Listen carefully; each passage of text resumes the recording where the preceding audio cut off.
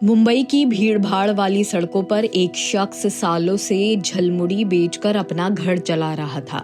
नाम था मुस्तफा कमाल शेख। पुलिस वाले भी अक्सर उसकी ठेली पर रुकते, हंसी मजाक करते, नाश्ता लेते और चले जाते। पर जून की एक दोपहर सब कुछ बदल गया। 2 पुलिसकर्मी उसके घर पहुंचे और बोले, आईडी दिखाओ। कमाल ने 4 कार्ड दिखाए, वोटर कार्ड, आधार कार्ड, राशन कार्ड और बिजली का बिल। मगर जवाब मिला, सब के सब फर्जी हैं और उसी पल उसे उठा लिया। कमाल को ना वकील मिला, ना घर फोन करने की इजाजत।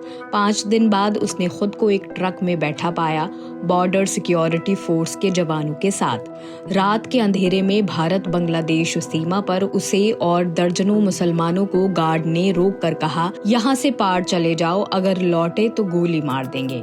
जाते जाते उन्हें 300 बांग्लादेशी टाका थमा दिए गए, यानी कि $3 से भी कम। कमाल बताते हैं कि वहां सबकी आंखों में सिर्फ एक सवाल था, हमने क्या गुनाह किया। 2 दिन बाद एक वीडियो वायरल हुआ। 3 भारतीय मुसलमान बांग्लादेश सीमा के पास खड़े थे, रोते हुए अपना नाम, पिता का नाम और भारत का पता बताते हुए कहते जा रहे थे, हम भारतीय हैं। वीडियो वायरल होते ही दबाव बढ़ा और बॉर्डर गार्ड्स ने कमाल और कुछ लोगों को वापस आने दिया, मगर तब तक बहुत कुछ टूट चुका था। ह्यूमन राइट वॉच की रिपोर्ट बताती है कि मई से जून 2025 के बीच भारत ने 1500 से ज्यादा लोगों को बिना कानूनी प्रक्रिया के बांग्लादेश और म्यांमार भेजा। इसमें भारतीय मुसलमान भी थे और करीब 100 रोहिंग्या शरणार्थी जो पहले से संयुक्त राष्ट्र के साथ पंजीकृत थे।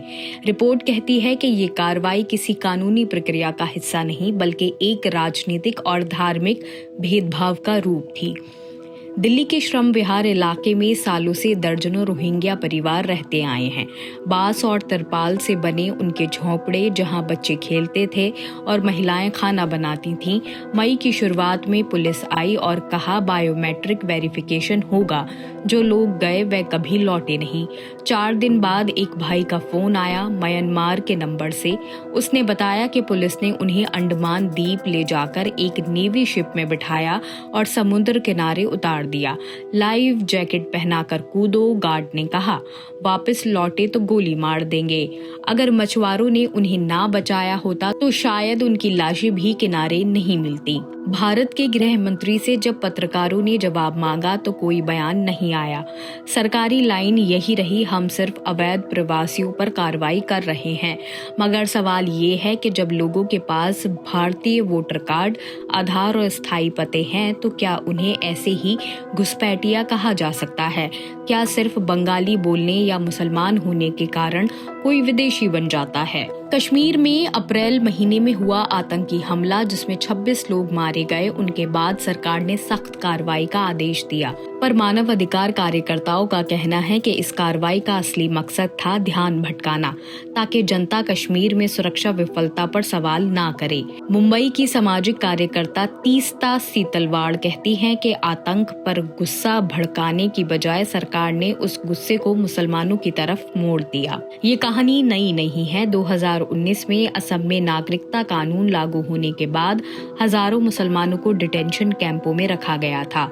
तब बीजेपी नेता अमित शाह ने कहा था, घुसपैठियों को खोज निकालेंगे और उन्हें बंगाल की खाड़ी में फेंक देंगे। आज वही भाषा, वही सोच फिर लौट आई है, बस नाम बदल दिया गया है और जगह बदल गई है। आज मुस्तफा कमाल अपने गांव लौटकर आ चुके हैं, माँ के पास खेतों में, जहां कमाई मुश्किल से 2 वक्त की रोटी लाती है। वो कहता है, मुझे वापस मुंबई जाना है, वही मेरा घर है, वही मेरी ठेली है। अगर पुलिस फिर आएगी तो मैं उन्हें भी झलमुड़ी खिलाऊंगा। थोड़ी देर रुककर वो मुस्कुरा देता है और कहता है, समुद्र में रहकर मगरमच्छों से दुश्मनी नहीं की जा सकती।